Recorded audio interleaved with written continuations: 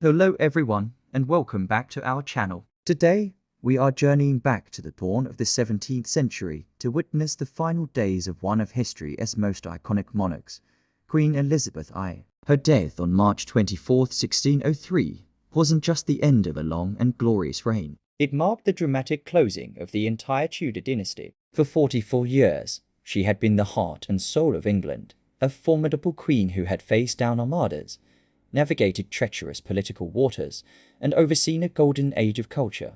But as she entered her late 60s, the seemingly invincible Virgin Queen began to show signs of frailty. So, what exactly brought the curtain down on this legendary ruler? Was it simply old age, or were there other more complex factors at play? Join us as we piece together the puzzle of Elizabeth I's final illness and death. To understand her end, we have to look at the years leading up to it. The 1590s were a tough decade for Elizabeth. England was mired in a costly war with Spain and a brutal conflict in Ireland. At home, the economy was struggling, leading to poverty and unrest. But perhaps the heaviest burdens were personal. One by one, her closest and most trusted advisors and friends passed away. Her great spymaster, Sir Francis Walsingham, died in 1590. Her loyal Lord Burleigh William Cecil, who had served her since her accession, died in 1598. She had lost the men who had helped her build and secure her kingdom. Compounding this grief was the betrayal of her last great favourite, Robert Devereux, the Earl of Essex. His rebellion in 1601 and subsequent execution left a deep and painful scar on the Queen's heart. Imagine, after decades of rule, finding yourself increasingly isolated, surrounded by a new generation of ambitious courtiers you didn't know or trust as well. Accounts from the time describe a queen falling into a state of settled and unremovable melancholy. This profound sadness undoubtedly weakened her spirit and, quite possibly, her physical resistance to illness. By March 1603, the Queen's health took a sharp decline. She had developed a fever and was suffering from a persistent sore throat. Yet, in true Elizabethan fashion, she was a stubborn patient. She refused to be examined by her physicians, distrusting their methods, and even resisted resting in bed, believing that if she lay down, she would never get up again. Instead, she stood for hours, sometimes leaning on her ladies-in-waiting, and would often sit on cushions piled on the floor, staring into the fire, lost in thought. Her coronation ring, which she had worn for over 4 decades, had grown so tight that it had to be sawn from her finger. This small, symbolic act felt like a dark omen to the anxious court. Her voice grew weak, and for days she remained silent, unable or unwilling to speak. The vibrant, sharp-witted queen who had commanded audiences with her powerful speeches was fading away. The atmosphere at Richmond Palace must have been incredibly tense, with the entire court holding its breath,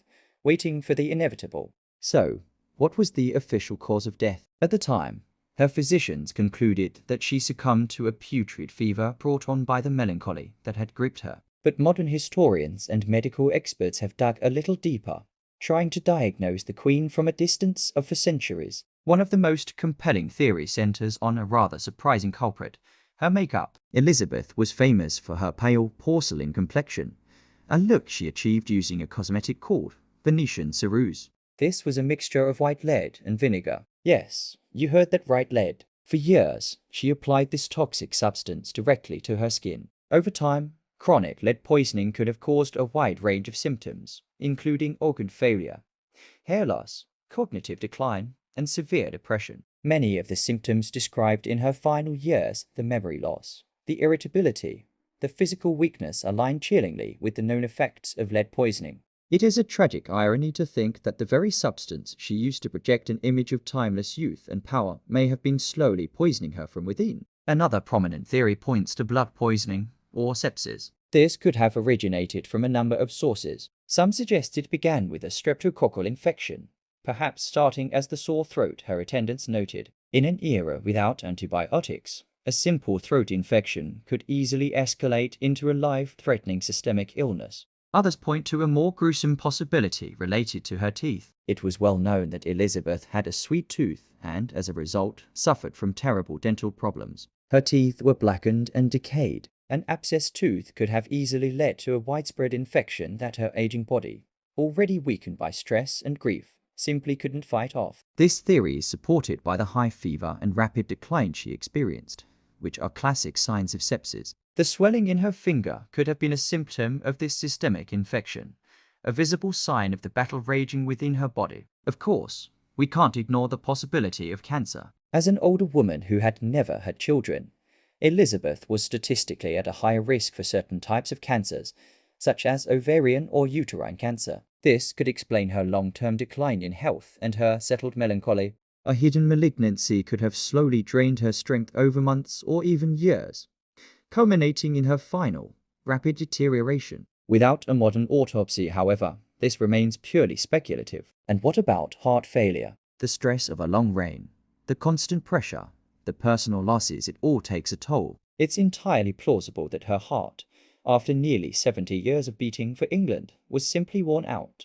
Her refusal to lie down in her final days would have been a desperate attempt to breathe more easily, a common behavior in patients with congestive heart failure. Ultimately, it's likely that a combination of factors led to her death. Imagine an elderly woman, heartbroken and exhausted, suffering from possible chronic lead poisoning, who then develops a severe infection like sepsis. It was a perfect storm that even the formidable Elizabeth I could not weather. As the Queen lay dying, one final, crucial piece of business remained, securing the succession. For her entire reign, Elizabeth had famously refused to name her heir, using the uncertainty as a powerful political tool. But now, the time for games was over. The stability of the kingdom depended on a peaceful transition of power. According to a popular, though possibly embellished, account, her councillors gathered around her. When they pressed her to name her successor, she was too weak to speak. So they named King James VI of Scotland, the Protestant son of her old rival, Mary,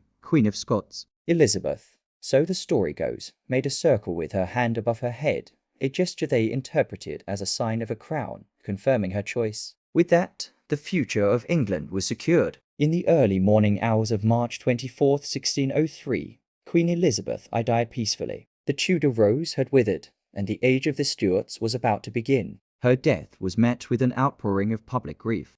In the early months of 1603, the once vibrant Queen fell into a deep melancholy. She had recently lost several close friends and confidants, including her trusted lady-in-waiting, Catherine Howard, the Countess of Nottingham. The grief was profound. Accounts from the time describe a queen who refused to eat, barely slept, and would stand for hours on end, silent and lost in thought. Her physicians were baffled and largely powerless. Medical practices of the era were, to put it mildly, not what they are today. They offered her various tonics and syrups, but she refused most of them. Her mental state seemed to be the primary concern. Was this simply profound grief, or was something else at play? Some historians believe she was suffering from severe depression, a condition not understood at the time. The weight of ruling a nation for nearly half a century, coupled with personal losses, would have been an immense burden for anyone. But there are other, more physical theories as well. One of the most famous, and perhaps most dramatic, revolves around her makeup. Elizabeth was renowned for her pale complexion,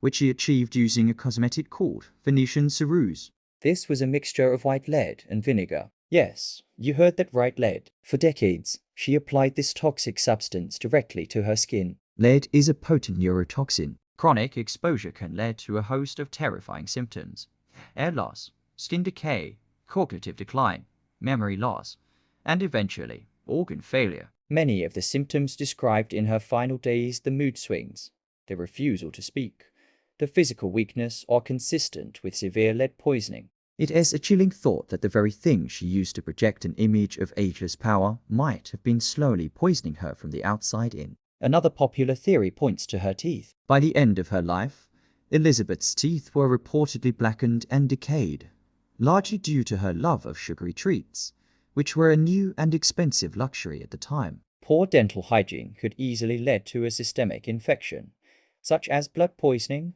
or sepsis. An abscessed tooth, if left untreated, could release bacteria into the bloodstream, leading to a cascade of organ failure, fever, and delirium. This theory aligns with reports of her having a fever in her final days and her increasing confusion. It is a grim reminder of how a seemingly small issue could be fatal before the age of modern dentistry and antibiotics. Then there's the possibility of cancer or another underlying illness. Without modern diagnostic tools, any internal malignancy would have gone undetected until it was far too late.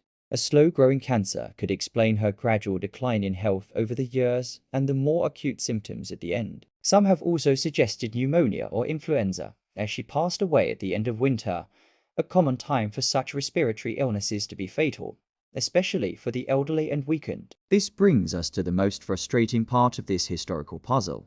Queen Elizabeth I expressly forbade a post-mortem examination. Her body was to be left untouched. This was a command from a queen who was used to being obeyed, even on her deathbed. But why? For one, autopsies were not common practice and were often viewed as a desecration of the body. There was a strong belief in the physical resurrection, and the idea of having one's body cut open was horrifying to many, especially someone of her stature. Preserving the sanctity of the royal body was paramount. Elizabeth had spent her entire reign carefully crafting her public image as the Virgin Queen, a ruler almost divine in nature. A post-mortem would have reduced her to mere flesh and bone, exposing her mortal frailties to the world. It would have shattered the mystique she had so meticulously built. Furthermore, revealing a specific cause of death might have had political implications. If it was found she was poisoned, even accidentally, by her own cosmetics, it could spark panic and instability. If a hereditary illness was discovered, it might cast doubt on the Tudor lineage. By refusing an autopsy, Elizabeth ensured that her body, like her reign, remained an enigma. She maintained control over her own narrative, right to the very end. So, what can we conclude? The most compelling evidence points towards a combination of factors. It's highly probable that years of lead-based makeup had a cumulative, toxic effect on her system. This, combined with a possible infection originating from her poor dental health, would have been devastating. And layered on top of all this was a profound, debilitating depression brought on by grief and the loneliness of power. Her body and mind were simply overwhelmed. In the end, we are left with a mystery sealed by the Queen's own command. She lived her life on her own terms, and it seems she was determined to leave it that way as well. Her death marked the end of the Tudor dynasty and the dawn of a new era, but the questions surrounding her final days continue to fascinate us centuries later. She left a legacy of power, intelligence, and intrigue that remains potent even in death. For over 44 years, Elizabeth I had been the unwavering symbol of England. She had survived plots, defeated the Spanish Armada, and navigated the treacherous waters of European politics. But by the winter of 1602, the 69-year-old queen was showing her age. She was still sharp, but physically, she was beginning to fail. It all seemed to start with the death of her close friend and lady-in-waiting, Catherine Howard, the Countess of Nottingham. The loss plunged the queen into a deep melancholy, a profound sadness from which she would never truly recover. Her contemporaries noted a dramatic change. She would stand for hours, staring into space, refusing to sit or lie down. She barely ate and wouldn't speak for days on end. It was as if the will that had sustained her for so long was finally beginning to crumble. Her ladies-in-waiting tried to coax her into bed, but she resisted, apparently fearing that if she lay down, she would never get up again. For days, she remained propped up on cushions on the floor, a haunting image of a monarch in decline. This state of deep depression, what we might now call a severe depressive episode, took a heavy physical toll. Without proper nutrition or rest, her already aging body grew weaker and weaker. Her physicians were powerless. They offered remedies and tonics, but the queen refused most of them. Her grief seemed to be a fortress that no medicine could penetrate. This mental anguish, combined with her self-imposed physical neglect, created a perfect storm for her health to spiral downwards. On March 21st, her chief minister, Robert Cecil, told her she must go to bed. In a moment of clarity, she reportedly whispered, "Little man, the word must is not to be used to princes," but eventually, exhausted, she relented. It was clear to everyone at Richmond Palace that the end was near. As she lay dying, her counsellors pressed her to name a successor.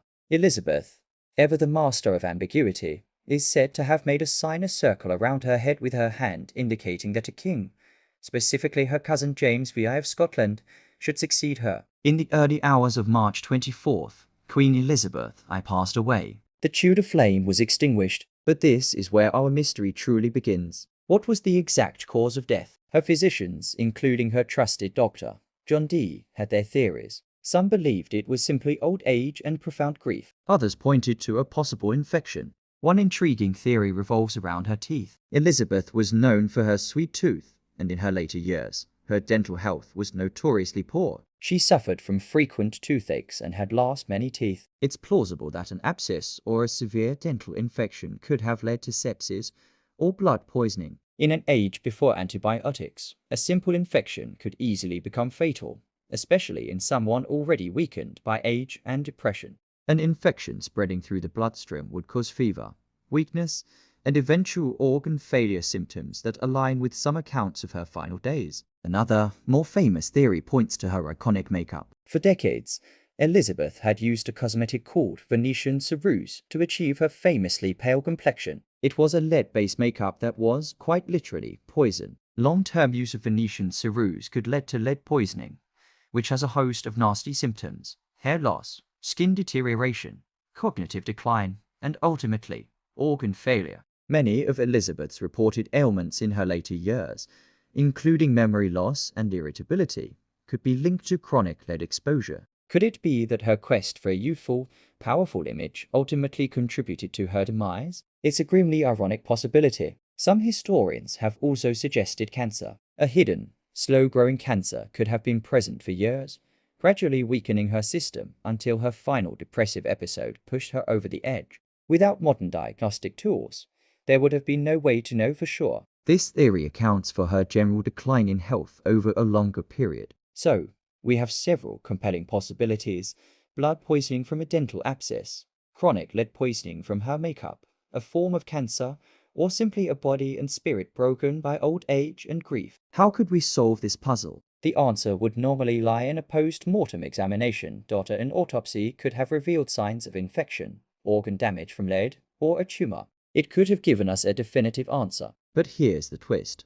There was no post-mortem. Why? Because Queen Elizabeth I had expressly forbidden it. The concept of the kings to bodies was central to Tudor political thought. There was the body natural, the mortal, physical flesh of the monarch, and the body politic, the sacred, immortal institution of the crown. Elizabeth had spent her entire reign carefully crafting the image of her body politic as inviolable, divine, and almost magical. She was Gloriana, the Virgin Queen, married to her kingdom. To have her physical body cut open and examined after death would have been a violation of this sacred image. It would have exposed her mortal frailties and undermined the mystique she had so meticulously built. Her ladies-in-waiting, fiercely loyal to her memory, honored her wishes. They guarded her body and refused to allow the surgeons to perform an autopsy. They even reported that when the surgeons did make a small, unauthorized incision to begin the embalming process, the Queen's body burst with a crack as loud as a cannon, a dramatic, if likely exaggerated, tale that emphasized the violation. So,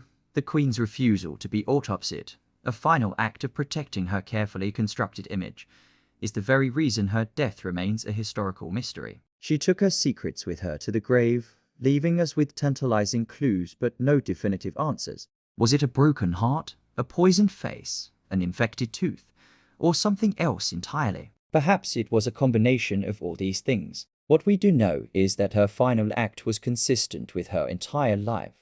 She maintained control of her own narrative, even in death.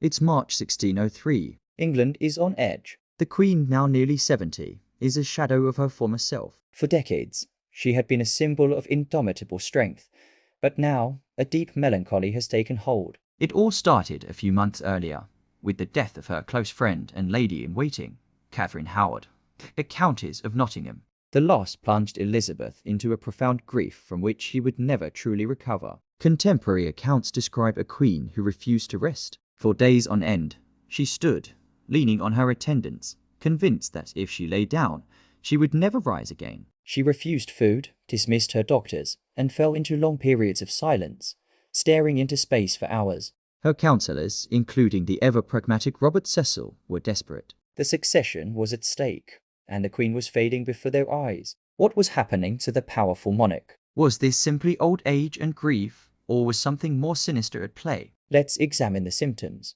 She suffered from what was described as a settled and unremovable melancholy, memory loss, and increasing paranoia. She complained of visions and a persistent evil in her mind. This mental decline was paired with physical ailments, a persistent sore throat, weakness, and an eventual inability to speak. One of the most popular and enduring theories points to her iconic makeup. Elizabeth was famous for her stark white complexion, a look she achieved using a cosmetic called Venetian ceruse. This was a mixture of white lead and vinegar. Lead, as we know now, is a potent neurotoxin. Could decades of applying this toxic paste to her face, neck, and hands have led to chronic lead poisoning? The symptoms certainly align. Lead poisoning can cause cognitive decline, memory loss, irritability, paralysis, and organ failure. As Elizabeth aged, her body's ability to process and expel the toxin would have diminished, allowing it to build up to fatal levels. Some historians even suggest that the lead could have contributed to the decay of her teeth, which were famously black, and the persistent bad breath she was known to have. It is a grim thought. The very substance she used to project an image of ageless power may have been her undoing. But there's another compelling theory, one that points to an infection.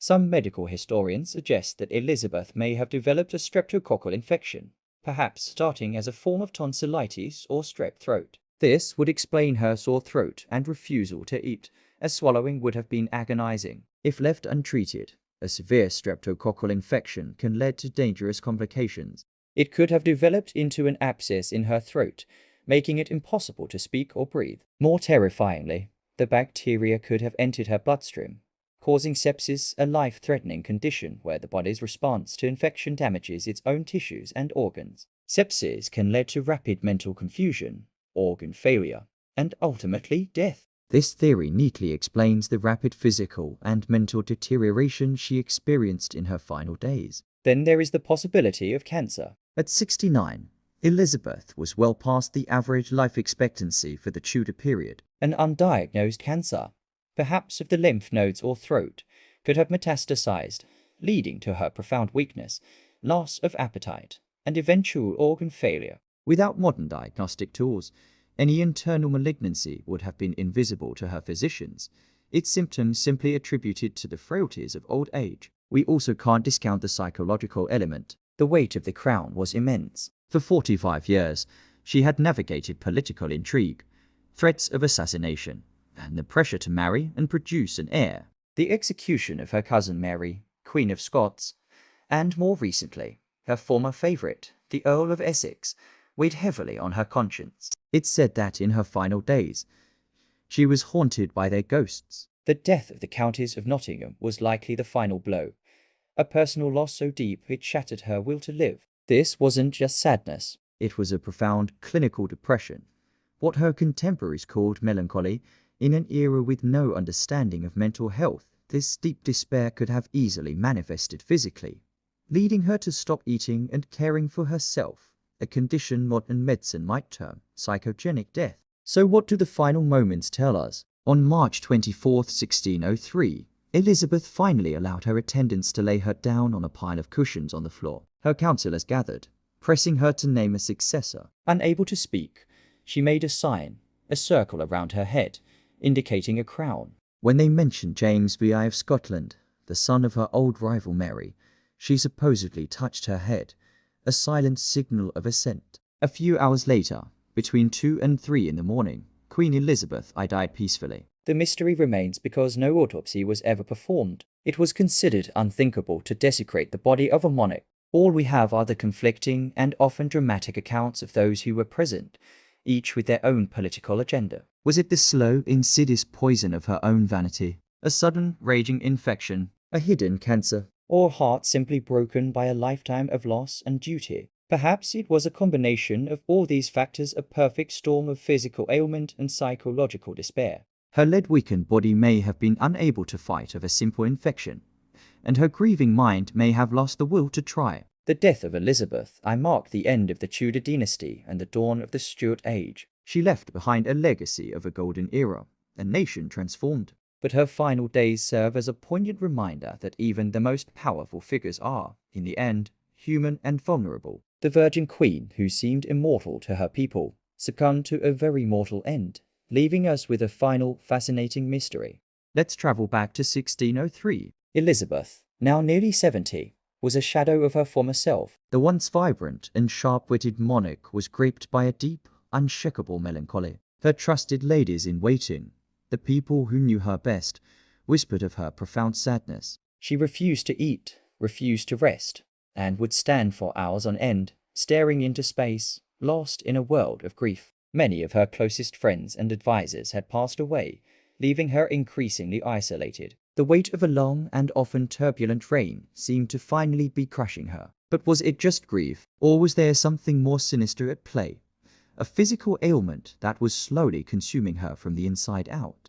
This is where our story takes a fascinating turn, focusing on a single, powerful symbol, her coronation ring. This wasn't just any piece of jewelry. Elizabeth called it her wedding ring, a symbol of her marriage to England itself. She had worn it for 45 years, never once taking it off. It was a constant reminder of her vow to her people. Imagine wearing a ring for nearly half a century. Over time, your body changes. The ring, which once fit perfectly, would have become tighter and tighter. By early 1603, the flesh of her finger had grown over the ring, essentially embedding the gold band into her skin. It became a permanent part of her. Her physicians, alarmed by the situation, knew they had to act. The ring had to be removed. But this was no simple task. It had to be sawn off her finger, a painful and risky procedure in an age without modern anesthetics or antibiotics. This act, meant to relieve her, may have been her death warrant. Think about the conditions. The court of the 17th century was not a sterile environment. When the ring was cut from her finger,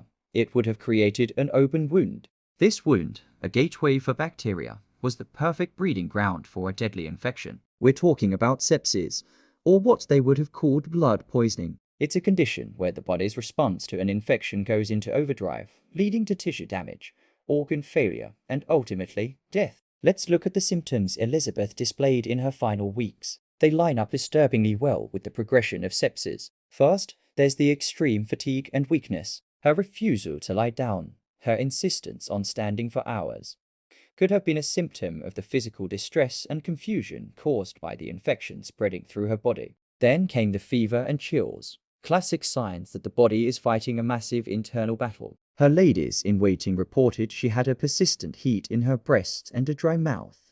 As the infection worsened, it would have started affecting her mind. The deep melancholy and paranoia could have been amplified, or even caused, by the septic shock. Sepsis can lead to delirium and altered mental states. She reportedly pointed at her own reflection, seeing phantoms. She spoke of conspiracies and visions. While some attributed this to her grief, it's also a textbook symptom of her body and brain being poisoned from within. Her refusal to eat or take medicine only would have weakened her further, making her even more vulnerable. The Queen's doctors were powerless. Their treatments, like bloodletting or applying hot plasters, would have been useless against a rampant bacterial infection. They were treating the symptoms without understanding the root cause. For weeks, the great Queen Elizabeth withered away. She lost the ability to speak, communicating only with gestures.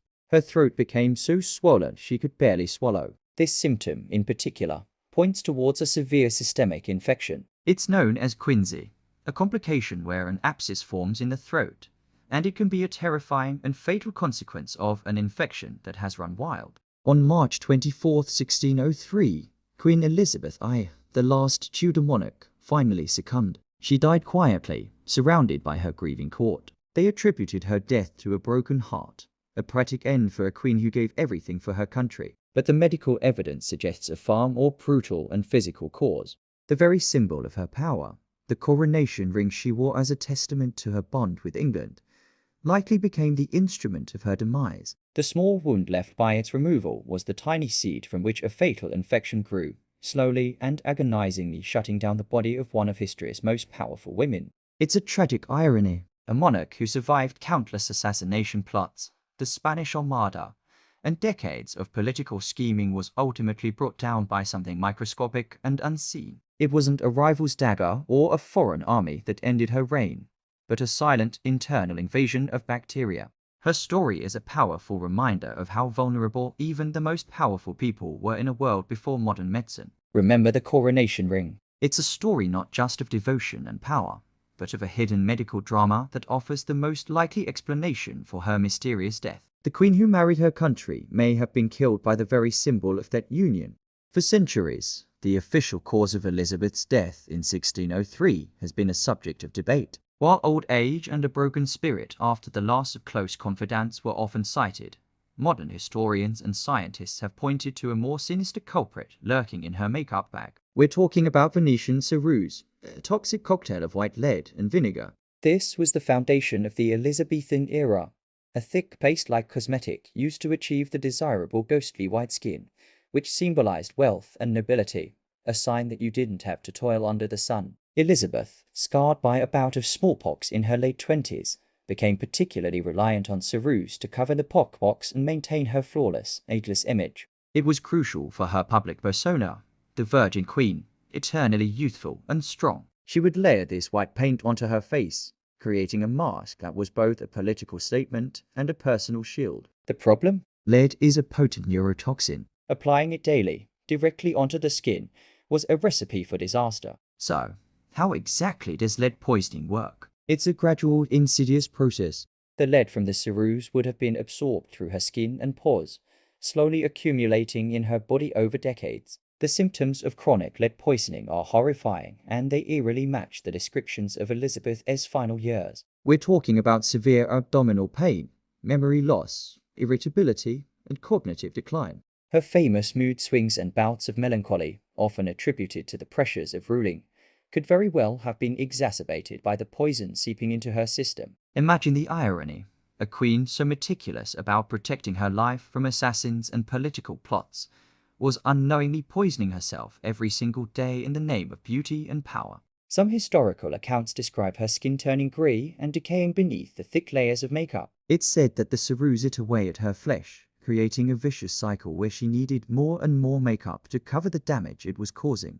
This is why she was so reluctant to have it removed, sometimes reportedly going a week without washing her face, allowing the lead to do its destructive work undisturbed. As she aged, her health deteriorated dramatically. In her final weeks, Elizabeth fell into a deep depression, refusing to speak and standing for hours on end until her ladies-in-waiting had to force her to rest. She refused food and resisted her physician's attempts to help. While some historians attribute this to a broken heart or a melancholy of the spirit, these behaviors are also consistent with the end-stage effects of lead poisoning, which can include severe neurological and psychiatric symptoms. Her mental state was compromised, her judgment clouded. It's also recorded that she had a particular aversion to mirrors in her later years. Can you imagine the horror of catching a glimpse of your true reflection, seeing the damage hidden beneath the mask you present to the world? It must have been a terrifying reality to face. When her coronation ring, which she had worn for 45 years, had to be surgically cut from her swollen finger, it was seen as a dark omen. This swelling or edema is another classic symptom of organ damage, potentially linked to the long-term toxic effects of the lead. So, while we can't travel back in time with a blood test kit, the circumstantial evidence is incredibly compelling. The poison of vanity wasn't just a metaphor. It was a literal, physical substance. The very tool Elizabeth used to project an image of immortal strength and purity was a toxic agent that corroded her body from the inside out. It is a tragic and cautionary tale about the dangerous lengths people have gone to for beauty and the hidden costs of power. Elizabeth's story reminds us that even the most powerful figures are not immune to the silent dangers that can hide in the most unexpected places, even in their own makeup. What do you think? Was it the lead makeup, or just the weight of the crown that brought down the great Queen Elizabeth I? Let me know your theories in the comments below. It's a fascinating piece of history to unravel. As 1602 turned into 1603, the once vibrant Elizabethan court was filled with a sense of unease. The Queen, now in her late 60s, was visibly declining. The energetic monarch who loved to dance and ride was becoming increasingly frail and withdrawn. Contemporary accounts paint a picture of a woman battling deep sadness, particularly following the deaths of close friends and allies, most notably the Countess of Nottingham. This profound grief, this melancholy, is often cited as the primary cause of her demise. The story goes that she fell into a deep depression, refused food, and resisted her physician's attempts to help, essentially willing herself to die. This narrative is powerful and romantic, fitting for a queen of her stature. It suggests a mind and spirit so powerful that they could dictate the body's end. But while her emotional state was undoubtedly a significant factor, we have to ask, is melancholy a direct cause of death? Or was it a symptom, a catalyst that weakened her body's defenses and allowed a more physical ailment to take hold? This is where the pneumonia theory enters the picture, offering a different lens through which to view her final days. Let's examine the timeline of her illness. In late February 1603, Elizabeth fell ill after a trip from Richmond Palace. The weather was described as cold and wet. Her symptoms started with what was described as a cold. She complained of a sore throat and aches.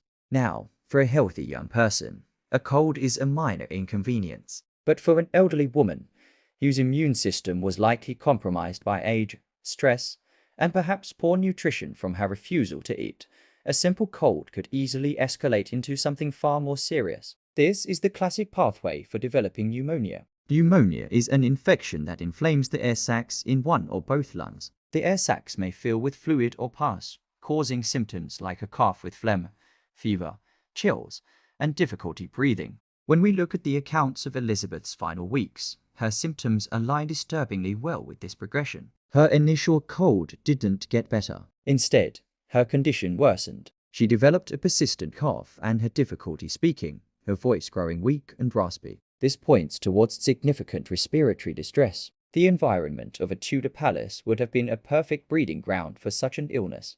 These grand buildings were notoriously cold, draughty, and damp, especially during a raw English winter. Without central heating, the air would have been chilly and moist, ideal conditions for respiratory infections to thrive. Furthermore, hygiene standards of the 17th century were, by our modern understanding, quite poor. Germs could spread easily, especially in a crowded court environment where the Queen was constantly surrounded by attendants, counselors, and visitors. Once an infection like pneumonia took hold in her lungs, the cold, damp conditions would have made it incredibly difficult for her body to fight it off. Her refusal to go to bed, famously standing for hours on end, would have only exacerbated the problem. Remaining upright for long periods can cause fluid to pool in the lower extremities, but it doesn't help clear the lungs. In fact, the exhaustion from this act would have further weakened her immune response, giving the infection an even greater advantage. One of the most telling pieces of evidence is the description of her throat.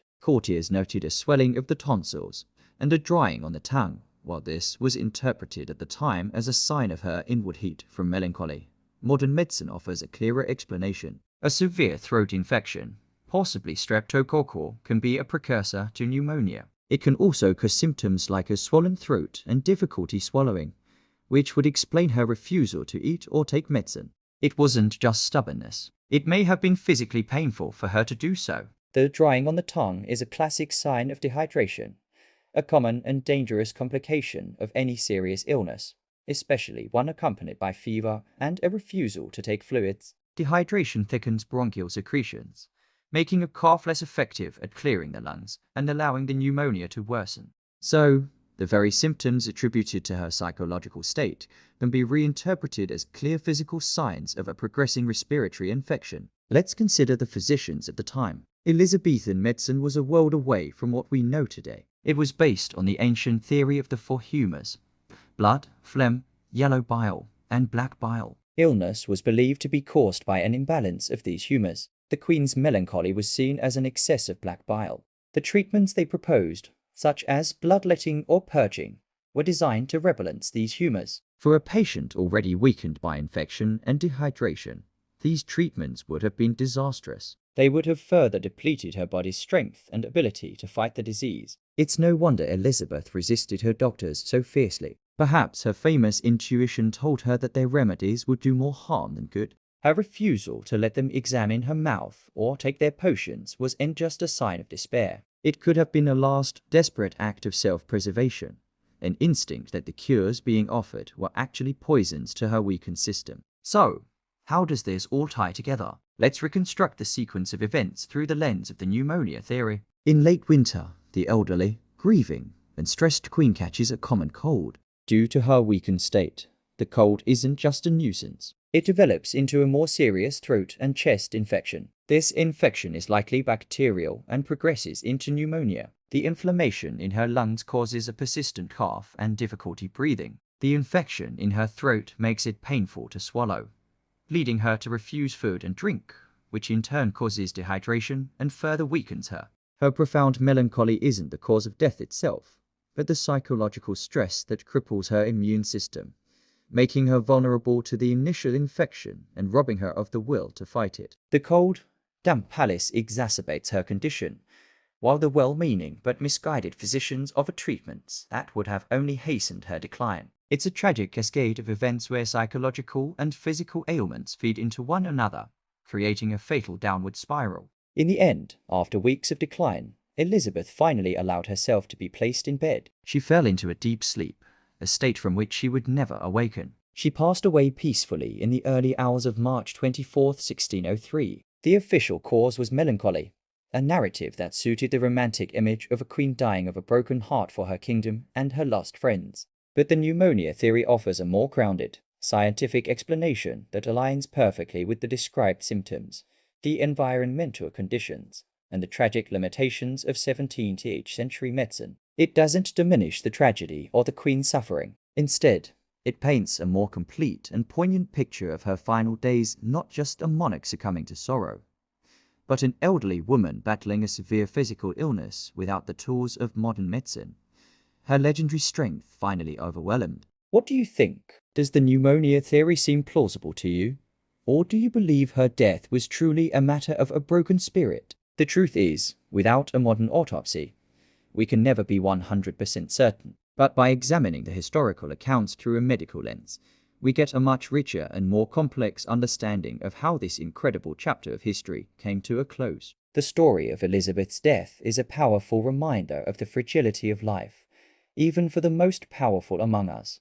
A time of great discovery, artistic flourishing, and absolutely terrifying dental care. For Queen Elizabeth I, her reign was not just a battle against political rivals, but also a constant, painful war against her own teeth. So, what was the root of the problem? Well, it was something many of us enjoy today: sugar. Elizabeth had an infamous sweet tooth. Sugar was a luxury item back then, a symbol of immense wealth and status. It was often consumed in elaborate forms, like sculpted marzipan and candied fruits. While these treats showcased her power, they were wreaking havoc on her royal molars. Without modern dentistry, there were no fillings, no root canals, and certainly no fluoride toothpaste. The primary cure for a toothache was extraction, often done without anesthetic by a barber surgeon. It was a brutal process. As a result, Elizabeth, like many of her wealthy contemporaries, suffered from severe tooth decay. By her later years, her teeth were described as black and rotting.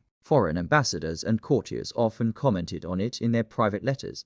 This wasn't just a cosmetic issue. Constant dental infections would have caused her immense chronic pain. Imagine trying to rule a country while dealing with relentless, throbbing toothaches. It speaks volumes about her resilience. The Queen was reportedly terrified of having her teeth pulled. There's a famous story that, to convince her to undergo an extraction, the Bishop of London had one of his own teeth removed in front of her to show it was so bad a brave, if slightly misguided gesture. Despite this, she lost several teeth, which affected her speech and her appearance. She was known to stuff cloth in the gaps to plump out her cheeks for portraits and public appearances. Now, let us get to the heart of the matter.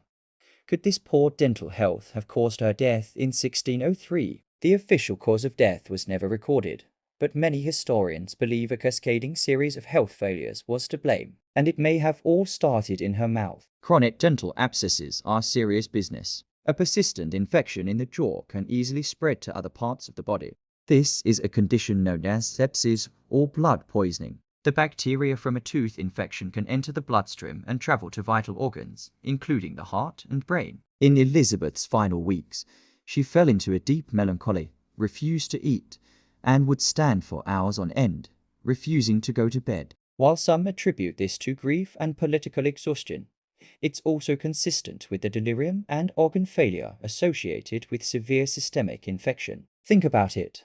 A constant, low-grade infection from her decaying teeth could have weakened her immune system over decades. Her body would have been in a state of perpetual inflammation.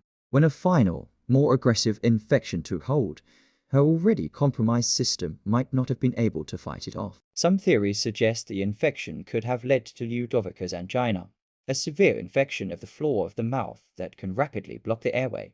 Others point to endocarditis, an infection of the heart's inner lining, which can be triggered by oral bacteria entering the bloodstream. While we can never know for certain without a modern medical examination, the evidence is compelling. The link between poor oral hygiene and life-threatening systemic diseases is now well established.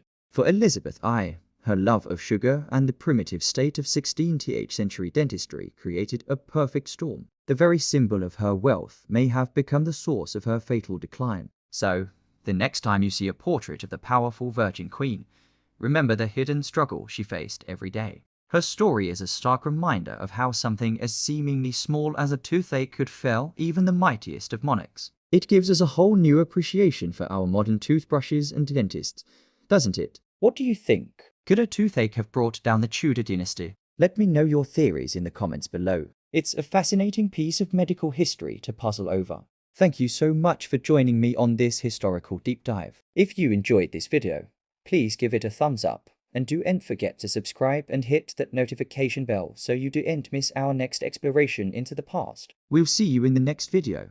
Picture this, a young girl, not yet 3 years old, her world shattered. Her mother, Anne Boleyn, is executed on the orders of her own father, King Henry VIII.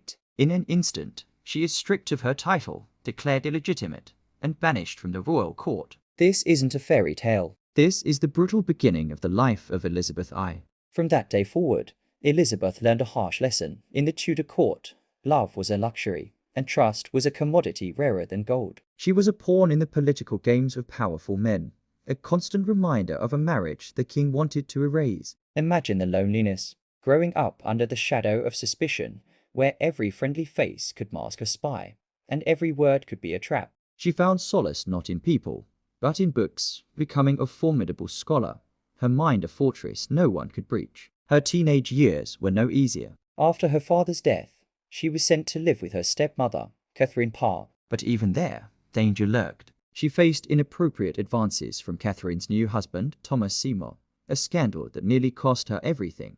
She was interrogated, her loyalty questioned, and her household broken apart. At just 14, she had to navigate a world of adult ambition and betrayal, learning to be cunning, to be guarded, to survive. This was the crucible that forged the future queen. When her Catholic half-sister Mary took the throne, Elizabeth's life hung by a thread. As a prominent Protestant, she was the natural figurehead for any rebellion. Accused of treason, she was imprisoned in the dreaded Tower of London, the very place her mother had met her end. Could you imagine the terror? Waking each day, wondering if it would be your last, seeing the executioner's block from your window. But even in that dark place, her spirit refused to break. She fiercely maintained her innocence, her will to live stronger than the stone walls that held her captive. Finally, at the age of 25, the crown was hers. But becoming queen didn't end her loneliness. In many ways, it amplified it. She was now Elizabeth, the queen,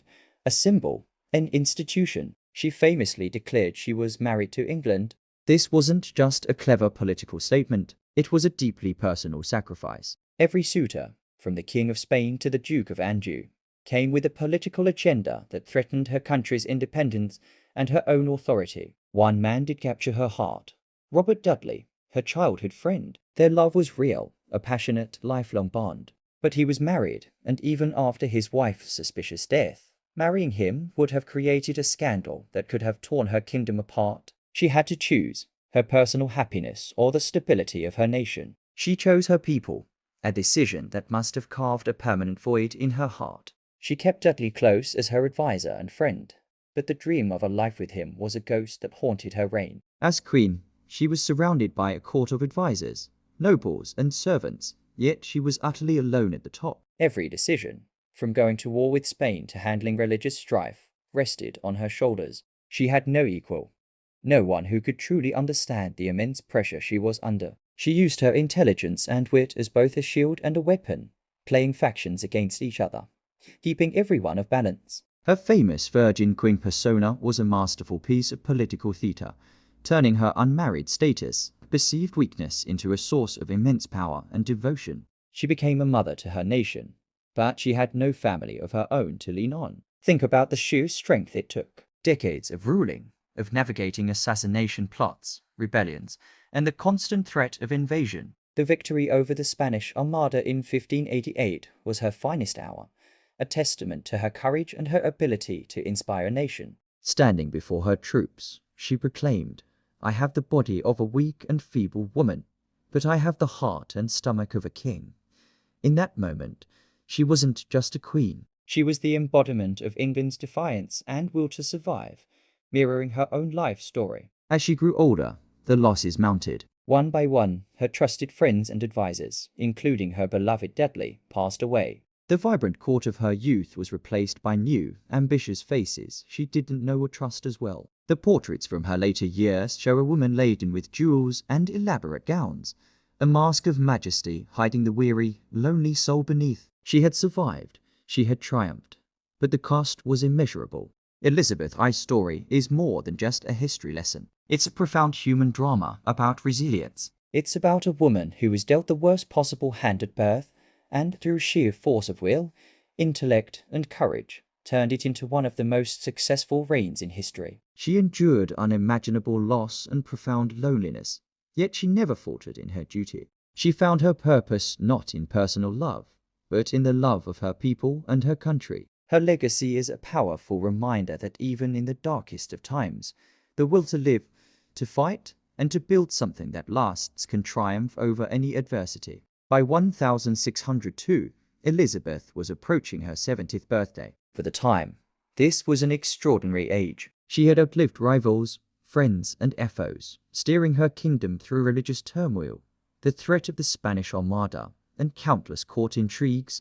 She was a living legend, the very symbol of England itself. To her people, she seemed almost immortal. But the years were finally taking their toll. The Queen was visibly slowing down. The vibrant, sharp-witted monarch was now often plagued by melancholy and physical ailments. She suffered from recurring fevers, dental problems, and the general aches and pains of old age. More than that, she was haunted by ghosts of the past. The turn of the century had been marked by a series of profound personal losses that hit her harder than any political crisis ever could. Many of her closest and most trusted advisors, men who had been with her since the beginning of her reign, were gone.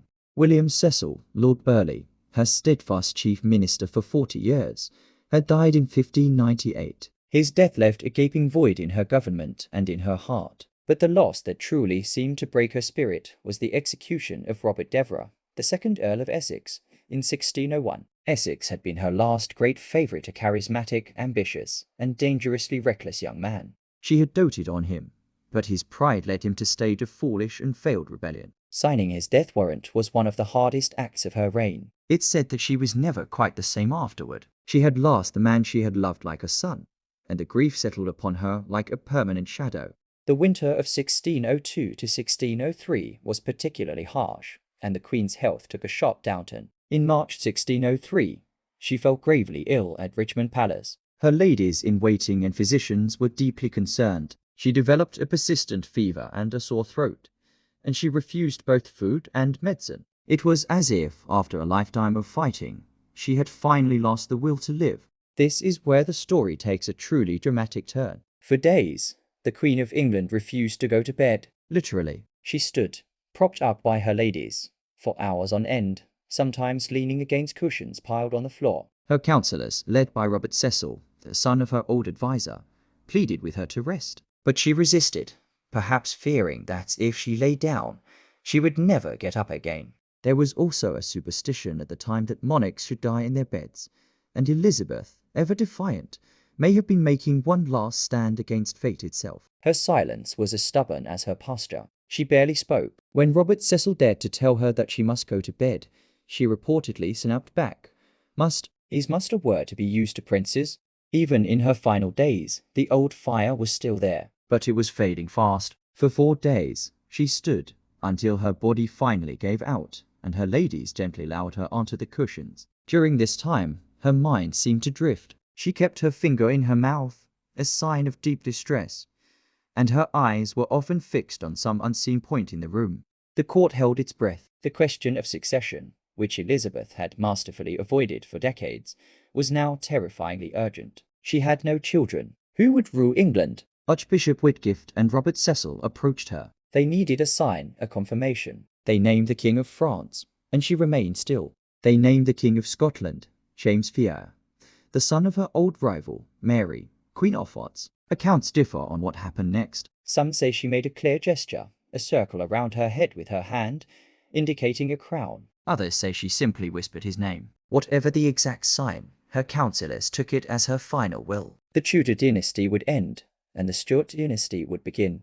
Having secured the future of her kingdom, it seemed Elizabeth was finally ready to let go. She was moved to her bed, and Archbishop Whitgift prayed with her. She squeezed his hand, a silent acknowledgement, as he spoke of her faith and the peace to come. In the very early hours of March 24, 1603, between 2 and 3 in the morning, Queen Elizabeth I died peacefully in her sleep. The news spread like wildfire. A courtier famously rode non-stop from London to Edinburgh in just 3 days to inform James that he was now King of England. For the English people, the news was met with a profound sense of shock and grief. A deep and genuine sorrow swept the nation. They had lost their good Queen Bess, the mother of their nation.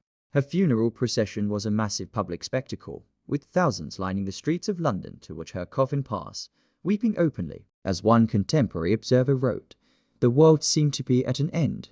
The death of Elizabeth I was more than just the passing of a monarch. It marked the definitive end of the Tudor age, an era of immense change, discovery, and cultural flourishing."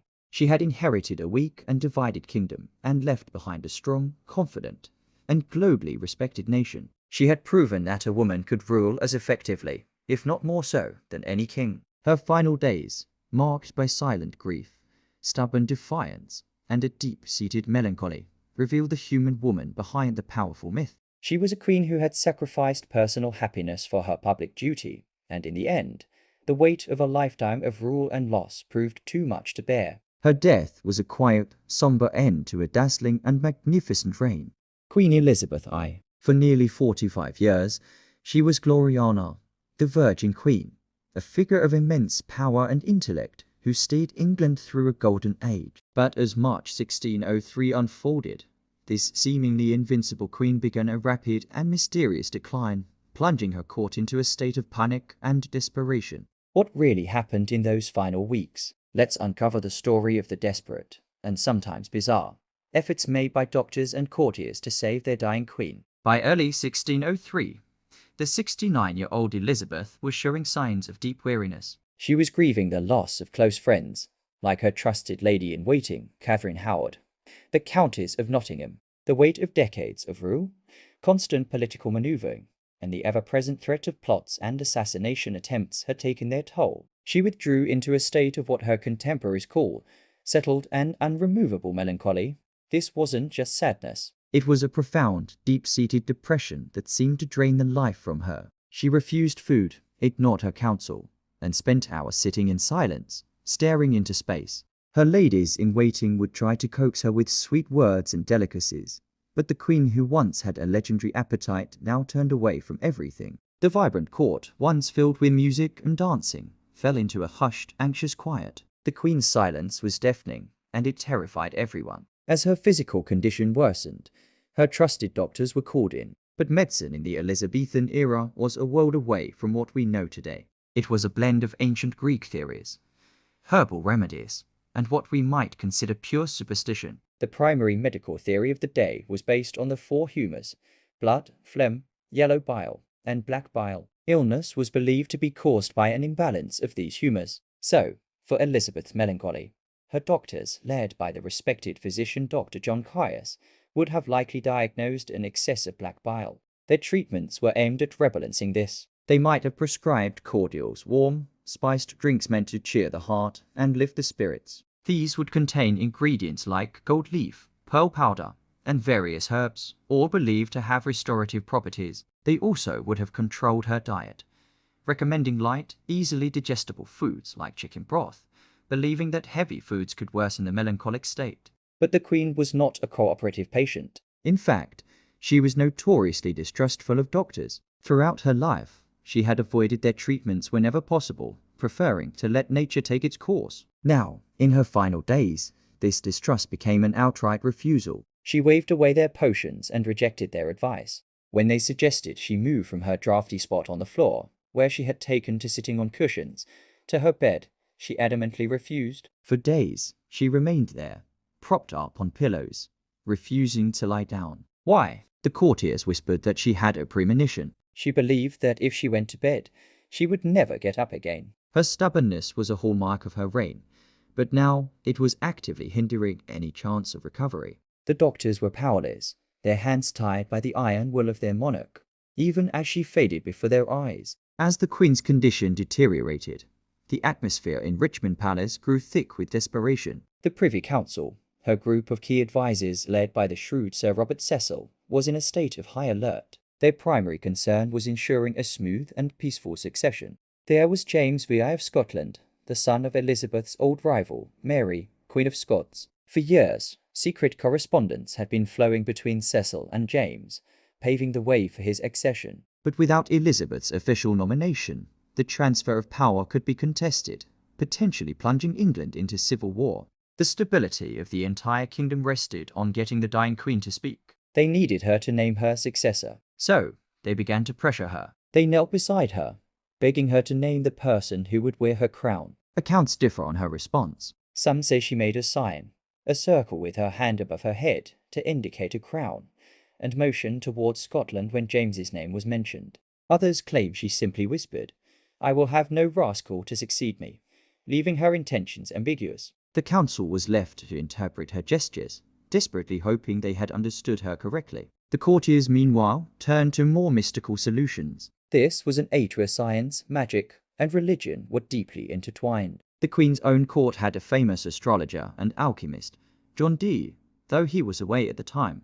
In his absence, others stepped in. It's said that one of her ladies-in-waiting tried to remove the coronation ring from Elizabeth's finger. The ring had been placed on her finger 45 years earlier and had never been taken off. It had grown into her flesh, and she believed it was a symbol of her marriage to England. Now, they thought it might be cursed or holding her spirit back. The ring had to be sawn off her finger, a painful and symbolic act that felt like the final severing of her bond with her kingdom. There were also prayers. The Archbishop of Canterbury, John Whitgift, who was one of the few people the Queen would still listen to, was brought to her side. He knelt with her, praying for hours on end, comforting her as she prepared for the end. He reported that she squeezed his hand, a silent acknowledgement of his words. These spiritual efforts provided a sense of comfort that medicine could not. In the early morning hours of March 24, 1603, the long wait was over. Elizabeth I, the last Tudor monarch, passed away peacefully in her sleep. She had finally allowed her ladies to move her to her bed just hours before. The official cause of death was recorded as blood poisoning, possibly from her use of a lead-based makeup called Venetian Ceruse, which she had used for years to maintain her pale, youthful appearance. Others speculate it was simply a combination of old age, grief, and a possible infection like pneumonia or strep throat, which her weakened body couldn't fight. The desperate efforts of her doctors with their strange potions, and her courtiers with their political pleas and spiritual rituals, had all been in vain. The force of nature that was Elizabeth had simply run its course. Her death marked the end of an era, but the preparations of her council paid off. The succession was seamless. A courier galloped north to Scotland, and King James VI became King James I of England, uniting the two crowns and beginning the Stuart dynasty. The Virgin Queen was gone, but the kingdom she had built, defended and loved endured. Her reign was a golden age of exploration, art, and naval victory. But the story of her death in the lonely, damp rooms of Richmond Palace in 1603 is shrouded in mystery, melancholy, and conflicting accounts. For centuries, we've accepted the romanticized version of a queen simply succumbing to old age and a broken heart. But what if there's more to the story? What if modern science could peel back the layers of history and offer a new diagnosis? Today, we are putting on our detective hats and using the tools of modern pathology to re-examine the evidence surrounding the final days of Elizabeth I. Let's uncover what might have truly brought down one of history's most powerful women. First, we need to understand the scene. It's March 1603. Elizabeth, now 69 years old, is a shadow of her former self. The once vibrant and decisive ruler has fallen into a deep, unshakable melancholy. Contemporary accounts, like those from her godson Sir John Harrington, paint a grim picture. He described her as furtively sitting on cushions on the floor for days and nights, refusing to go to bed, refusing food, and refusing to speak. She held her finger in her mouth, her eyes fixed on the ground. This profound depression is often cited as the primary cause of her decline, a settled and unremovable sadness. But from a modern medical perspective, this behavior screams of more than just simple grief. It suggests a severe depressive episode, But could this depression itself be a symptom of an underlying physical illness? Let's look at the physical symptoms reported by those around her. We hear of a persistent low-grade fever and a swollen throat that made swallowing difficult and speaking nearly impossible. Her ladies-in-waiting reported her body was full of heat and her mouth very dry. These aren't just signs of old age. A fever and a sore throat point directly to an infection. One of the leading theories is that Elizabeth was suffering from tonsillitis, which developed into a more severe peritonsillar abscess, also known as quinsy. This is a painful collection of pus behind the tonsils. It would explain her refusal to eat, the difficulty swallowing, the fever, and even her reluctance to speak. In the PI antibiotic era, an infection like this could easily become overwhelming.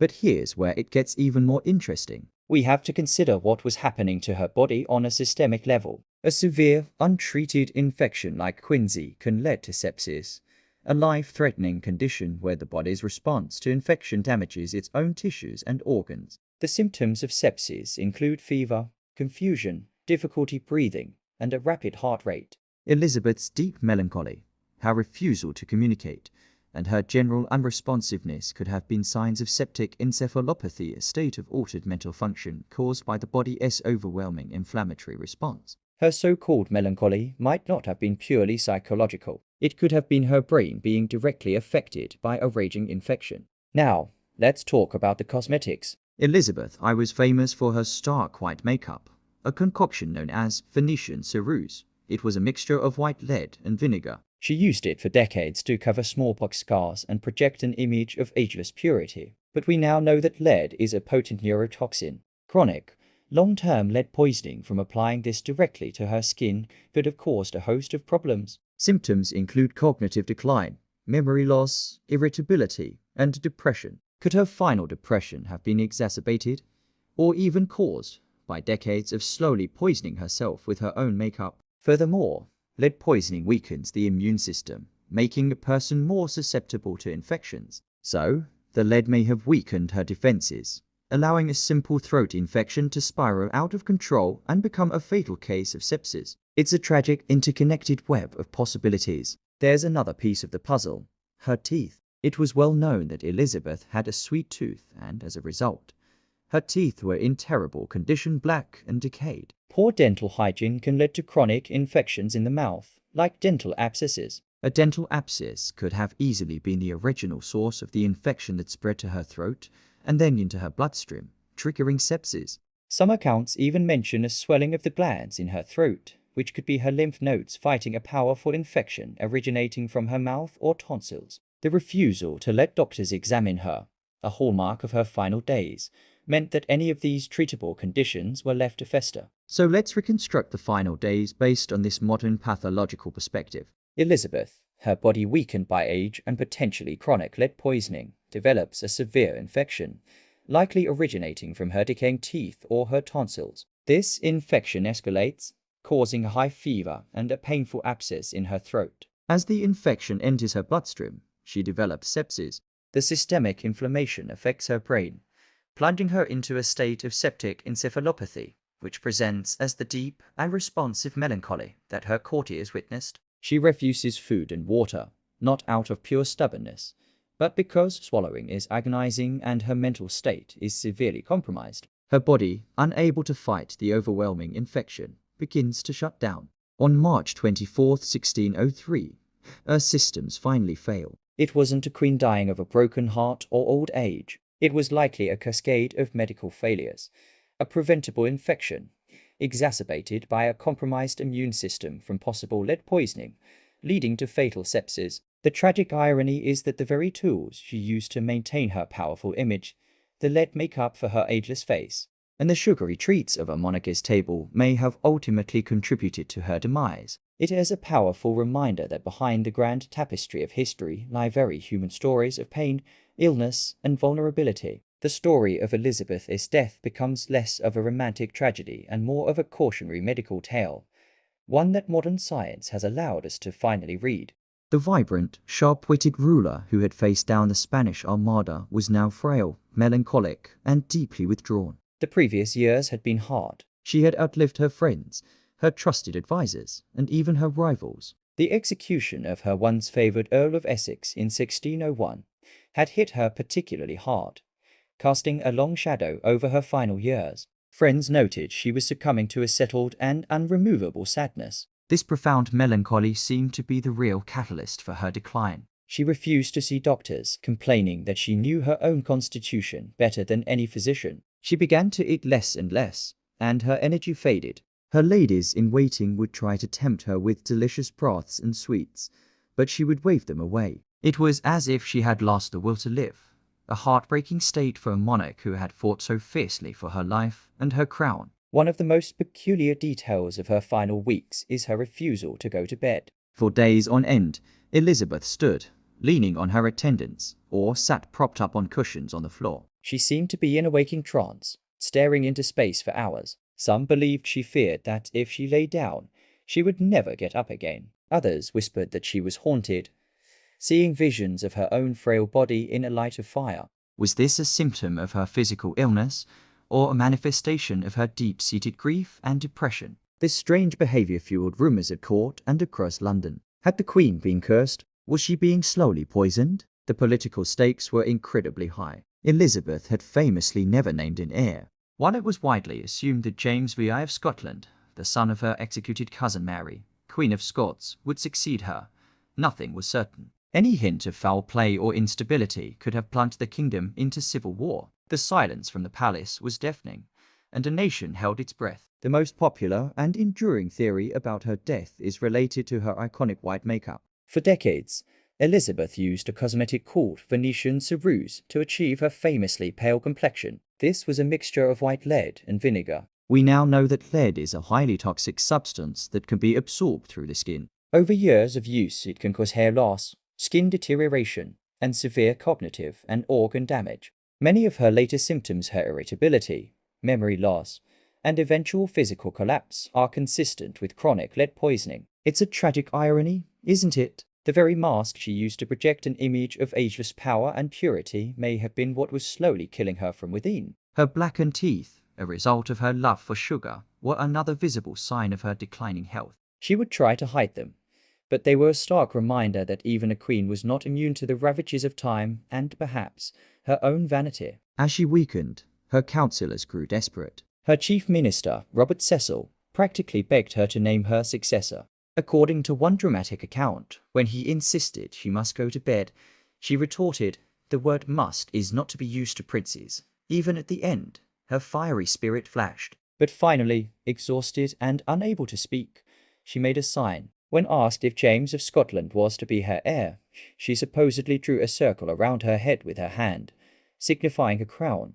It was the confirmation the kingdom needed. On the March 24, 1603, at Richmond Palace, Elizabeth I finally passed away. Her ladies in waiting gently laid her in bed, where she died peacefully in the early hours of the morning. An era had ended. The Tudor dynasty, which had begun with such drama and bloodshed, concluded with the quiet, mournful passing of its last and greatest monarch. So, what was the ultimate cause? The official verdict was a combination of old age and a settled melancholy, but it was likely a perfect storm of factors. The lead poisoning from her makeup, the psychological toll of a long and stressful reign, the grief from losing those she loved, and a profound depression that robbed her of her will to fight.